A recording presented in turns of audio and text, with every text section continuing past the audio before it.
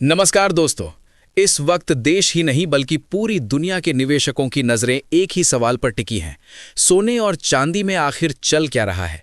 बाजार के पर्दे के पीछे कोई बड़ा खेल तो नहीं, क्योंकि जो आंकड़े सामने हैं वो सामान्य नहीं है, वो चेतावनी दे रहे हैं।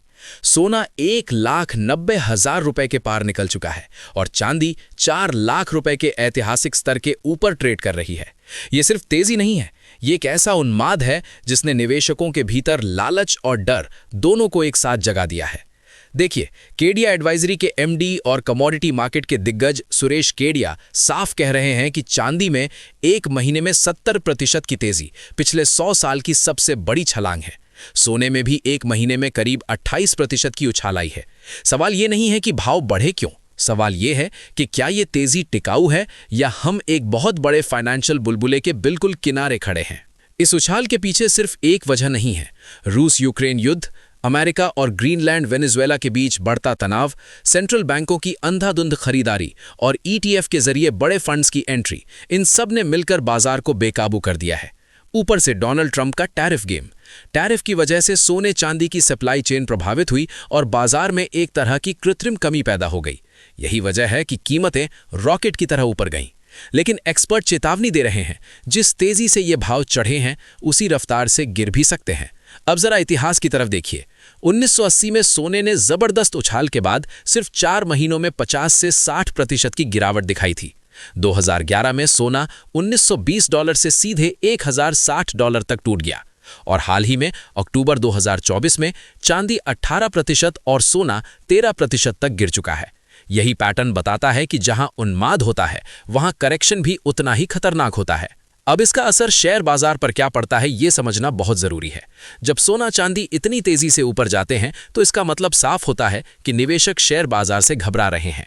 वे रिस्क से पैसा निकालकर सेफ हेवन यानी गोल्ड और सिल्वर में शिफ्ट कर रहे हैं।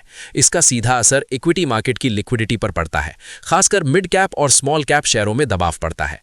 अगर ये कमोडिटी मेनिया लंबे समय तक चला तो शेयर बाजार में वॉलेटिलिटी और करेक्शन का खतरा और गहरा सकता है। एक और बड़ा फैक्टर है बजट में इंपोर्ट ड्यूटी बढ़ने की संभावना। अगर सोने पर 3 से 4% इंपोर्ट ड्यूटी बढ़ती है तो घरेलू कीमतें और ऊपर जा सकती हैं, लेकिन इसके बाद मांग कमजोर होने का खतरा भी रहेगा।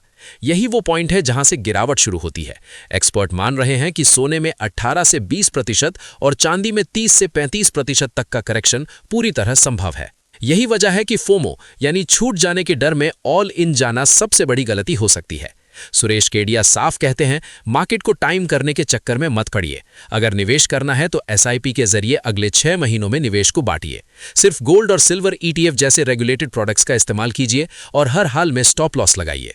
अब एक दिलचस्प संकेत गोल्ड सिल्वर रेशियो से भी मिलता है। साल की शुरुआत में ये रेशियो 90 के आसपास था, जो अब गिरकर 45 से 50 पर आ गया है। इसका मतलब साफ है, चांदी अब सोने के मुकाबले बहुत महंगी हो चुकी है। 2026 में अगर गिरावट आती है तो चांदी ज्यादा टूटेगी और सोना अपेक्षाकृत सुरक्षित रहेगा। और जहां आम निवेशक सोने चांदी में उलझा है, वहीं स्मार्ट मनी की नजर तांबे पर है। ईवी, सोलर और ग्रीन एनर्जी की वजह से तांबे की डिमांड बढ़ रही है। सप्लाई साइड पर दिक्कतें हैं और यही इसे एक साइलेंट जैकपॉट बना रही है। शेयर बाजार में इसका असर मेटल स्टॉक्स और मल्टी एसेट फंड्स के जरिए साफ दिख सकता है। निष्कर्ष साफ है, सोने और चांदी की ये ऐतिहासिक रैली जितनी रोमांचक है उतनी ही खतरनाक भी। शेयर बाजार के लिए ये संकेत है कि डर अभी खत्म नहीं हुआ है।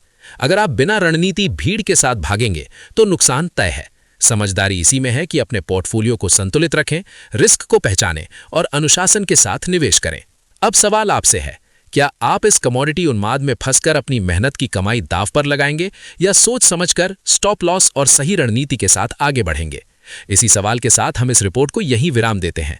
अगर आपको यह विश्लेषण जरूरी और उपयोगी लगा हो तो वीडियो को लाइक करें, ज्यादा से ज्यादा लोगों के साथ शेयर करें और ऐसी ही दमदार, सटीक और भरोसेमंद बाजार खबरों के लिए हमारे चैनल को सब्सक्राइब करना बिल्कुल न भूलें।